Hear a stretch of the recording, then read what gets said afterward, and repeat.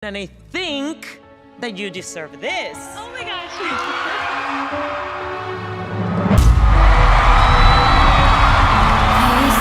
When Jessica Sanchez stepped onto the American Idol stage in 2012, the atmosphere shifted.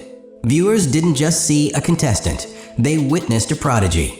Barely 16 years old, she unleashed a rendition of Whitney Houston's "I Will Always Love You" that left both the judges and the nation stunned.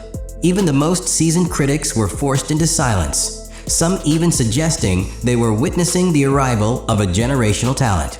Week after week, Jessica continued to defy expectations, turning ballads into vocal masterclasses and electrifying the stage with a poise well beyond her years. Her fan base exploded. Social media lit up with praise. And in living rooms across America, families debated one question: is this the winner? But despite her breathtaking performances and consistent top-tier rankings, Jessica Sanchez would ultimately finish second to Philip Phillips in what became one of the most controversial finales in Idol history.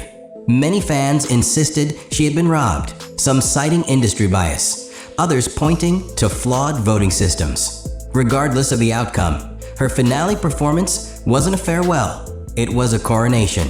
She had already proven she didn't need a trophy to be remembered. Almost instantly, the industry came knocking. Major labels circled. Television producers booked her for national events. She sang at the National Memorial Day concert in Washington, D.C., her voice now considered a symbol of both talent and promise. Everything suggested she was on a rocket ride to superstardom. Yet, as we'd come to learn, the launchpad was far less stable than anyone imagined. In the weeks following her American Idol finale, Jessica Sanchez seemed poised to become America's next pop and R&B sensation. Headlines declared her a breakout star. She signed with Interscope Records, secured high-profile management, and was quickly ushered into studio sessions with some of the most respected producers in the business. Among them, Toby Gad and will.i.am, names synonymous with chart-topping success. A debut album was fast-tracked. Media outlets buzzed about her being the next Beyoncé or Mariah Carey, with her age and raw power setting her apart in a crowded industry. And yet, when Me, You and the Music was finally released in 2013, the fanfare faded almost as quickly as it came. Despite early momentum, the album underperformed. Radio singles failed to chart significantly, and promotional appearances slowly dwindled. For an artist whose television run had captivated millions, the silence that followed felt deafening. Many fans remained optimistic, assuming this was a calculated pause or an artistic reset. But behind the curtain, the reality was more troubling. The same machine that had rapidly elevated Jessica was now revealing its darker side. A system that demanded results immediately and offered little grace when expectations weren't instantly met. Instead of standing by her through the developmental phase most young artists need, the industry's attention began to drift. And while Jessica continued to work, to create, and to perform, the limelight she had earned began slipping away. Not because she lacked talent, but because the very system that promised her the world was already moving on to the next new face. While the world wondered why Jessica Sanchez wasn't dominating the charts after her explosive debut, the real battle was unfolding far from the spotlight. Internally, Jessica was struggling with something far more suffocating than public doubt. She was fighting for control of her own voice. The label that once paraded her as their next superstar had begun steering her in a direction she didn't recognize. Gone were the emotionally charged ballads and the soul-stirring performances that had made her a household name. In their place came a carefully curated sound, trendy, polished, and radio-safe, but hollow. Behind closed doors, Jessica was being told what songs to sing, how to dress, and even how to present herself online. Producers pushed commercial formulas while silencing her instincts. As she later hinted in interviews, she often felt like a puppet, an image being manufactured, not an artist being nurtured. Her input was minimal, her identity diluted. Despite working with big-name collaborators, Jessica confessed that much of her debut album didn't feel like her. The disconnect was clear. Fans noticed the difference. critics sensed the shift, and Jessica herself seemed less vibrant during promotional appearances. The frustration mounted, but speaking out came with consequences. Industry insiders say that when Jessica began pushing back, requesting more creative input and questioning decisions, she was met with resistance. Instead of being mentored, she was managed. Instead of being developed, she was directed. And with each compromise, the spark that once lit up the idol stage began to dim. What the world saw as a career stalling was, in truth, an artist being stifled. And the longer she stayed in this creative chokehold, the more difficult it became to find her way back to the freedom she once had. In the brutal world of entertainment, careers often end with a headline, an artist being dropped, a scandal breaking, a public meltdown. But Jessica Sanchez's situation was different. There was no dramatic exit, no fiery fallout. Instead, she slipped into something far more insidious: industry limbo. She wasn't dropped from her label, but she wasn't being pushed either. Meetings grew fewer, budgets tightened, and release schedules became vague. She found herself caught in the dead zone of music purgatory, too famous to be considered a fresh face, yet too undersupported to break through as a lasting star. The very qualities that once set her apart now worked against her. She was too mature for teen pop stations, not edgy enough for urban R&B playlists, and her crossover appeal, which once seemed like a superpower, suddenly made her difficult to market. Executives didn't know where to place her, and instead of finding a solution, they paused. That pause turned into silence. And silence in this industry is deadly. Jessica tried to stay active, teasing music on social media, performing in scattered gigs, and doing interviews where she radiated positivity even while hinting at deeper frustrations. But insiders knew the reality. She was stuck in a system that thrives on momentum, and hers had been carelessly mishandled. Worse still, with label restructuring and shifting market priorities, artists like Jessica, young, thoughtful, and not easily boxed into a genre, were often the first to be overlooked. It wasn't that her star faded. It was that no one bothered to keep it burning. And in this kind of limbo, where decisions are stalled and careers drift quietly into obscurity, many artists give up. But Jessica Sanchez didn't. She may have been sidelined, but she wasn't finished. As time passed and the headlines stopped mentioning Jessica Sanchez, a new kind of story began to take shape, not in press releases or music videos, but in whispers across the internet. Her once buzzing social media accounts grew quiet, and when she did post, fans noticed something different. The bubbly teenager who once shared behind-the-scenes clips and heartfelt messages now posted with caution. Her captions turned vague, almost poetic, fragments of lyrics, introspective quotes, and cryptic statements like healing in silence and letting go of what no longer serves me. Each post became a puzzle. Fans read between the lines, wondering what was really going on. Had she walked away? Was she hurt? Was there something deeper unfolding behind the curtain? Theories spread rapidly. Some believed she was battling depression or burnout, a common but rarely acknowledged cost of early fame. Others speculated about family drama, heartbreak, or strained relationships with former mentors. A few even suggested there was unreleased music being held hostage by legal red tape. These were never confirmed, but the longer she remained silent, the louder the speculation grew. One fan tweet simply asked, "Did Jessica Sanchez disappear for good?" It went viral. But perhaps the most telling sign wasn't the absence of music. It was the absence of denial. Jessica never publicly addressed the rumors. She didn't clarify. She didn't fight back. And in that silence, the mystery grew. Tabloids latched on, floating stories of emotional struggles and secret breakdowns. Always using soft language, never naming sources, but planting seeds of doubt that spread fast. Jessica's rare interviews during this time offered glimpses of truth, subtle admissions that fame hadn't been easy, that trust had been broken, that behind the scenes was a very different world than what fans had seen on stage. She spoke with a calm sadness, not bitterness, and never named names. But what was clear in her tone was this: something had changed. Jessica Sanchez, once America's shining young star, had been through something the public hadn't seen. And whether it was a personal battle, a professional betrayal, or a mix of both, It had left a mark she no longer tried to hide. While the world speculated about Jessica Sanchez's emotional state, a different and far more concrete battle was quietly unfolding behind the scenes, a financial and legal minefield that would have broken lesser artists. For many fans, it was inconceivable. How could someone who sang before millions on national television, who landed record deals and performed at high-profile events, be facing financial strain?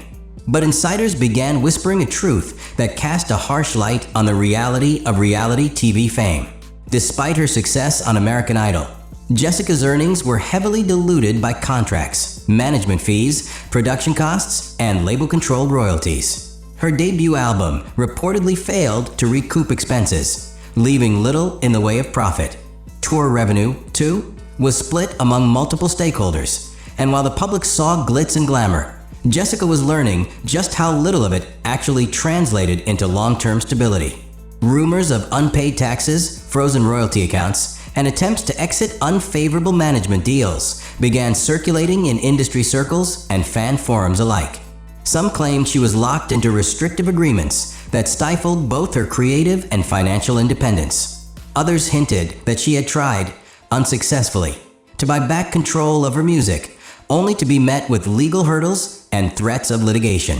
While Jessica herself never publicly confirmed these stories, her actions spoke volumes. Promised albums vanished. Teased singles disappeared. Release dates came and went with no explanation. And during interviews where money or contracts were mentioned, Jessica would smile politely and shift the conversation, offering only vague mentions of doing things independently and learning a lot. One telling quote from a mid-tier magazine interview stood out.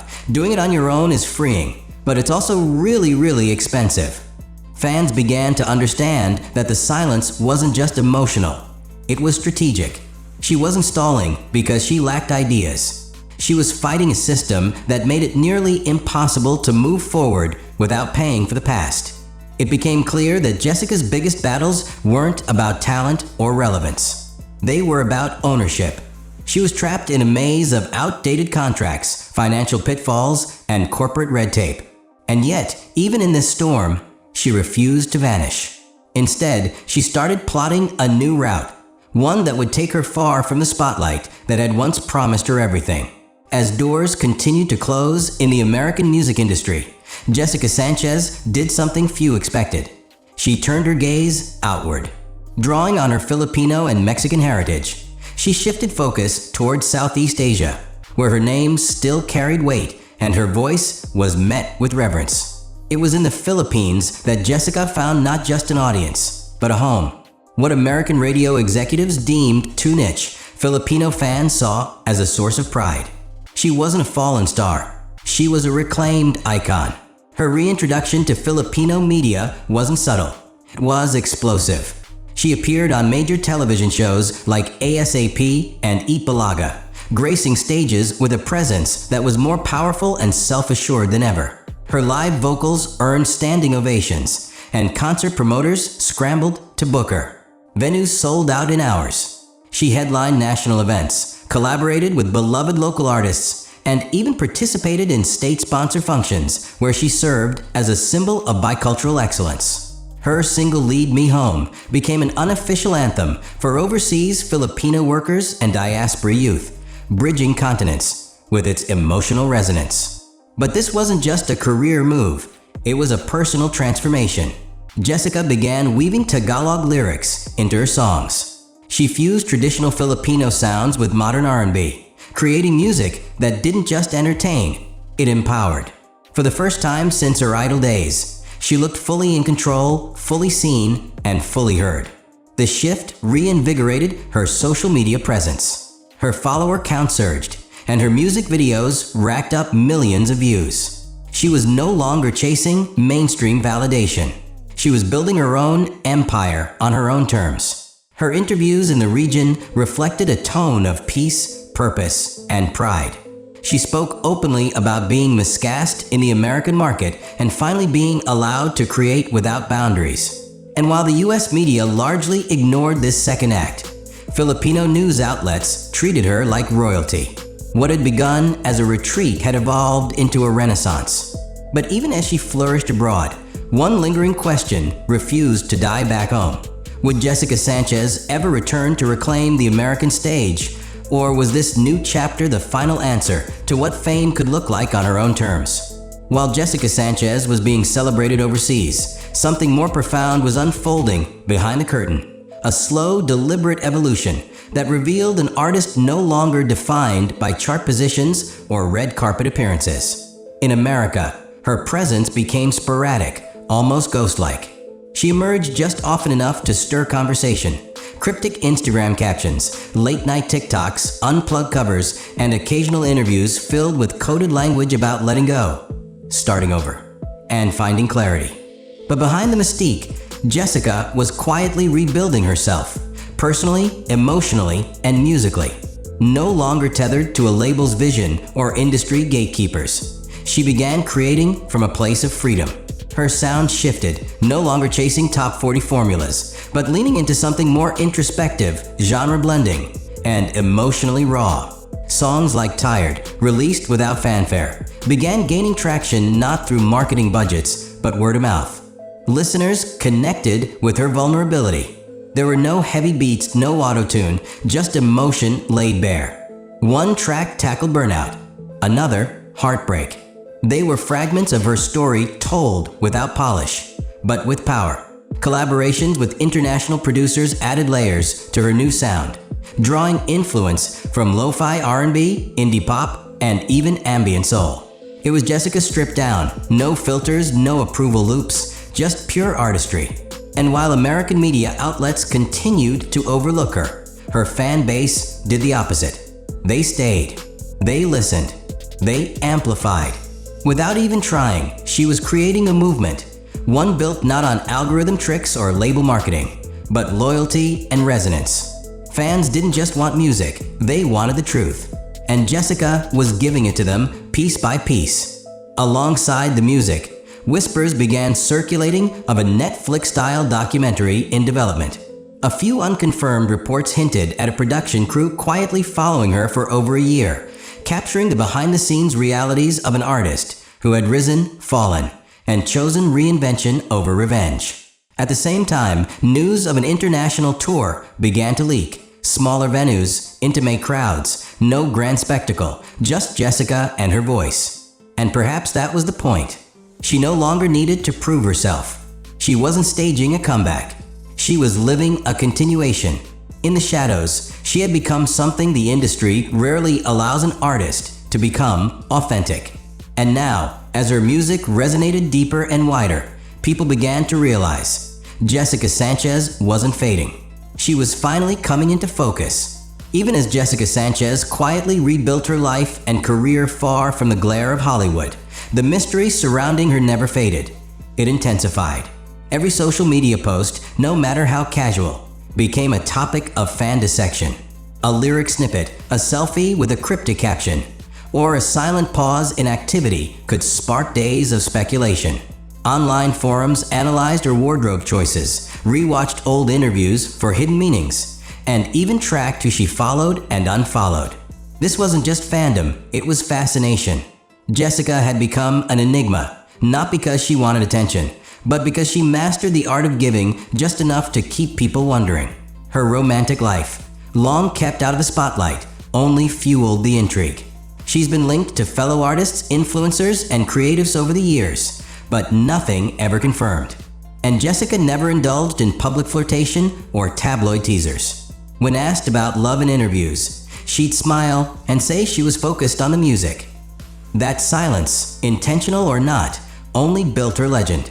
But perhaps the most compelling part of her mystique is the open question: why hasn't she returned to the American stage in full force? Some believe it's a conscious rejection of the very machine that tried to mold her. Others argue that unresolved legal or industry blockades are still quietly preventing her from breaking through. There are rumors, unverified but persistent, that she's been offered major deals and turned them down. That Netflix has approached her not once, but twice. That she's sitting on a vault of unreleased music and has refused to sign away the rights. A recent post where she wrote, "I'll speak when it's time," sent shockwaves through her community. Was it about music? A documentary? A final break from past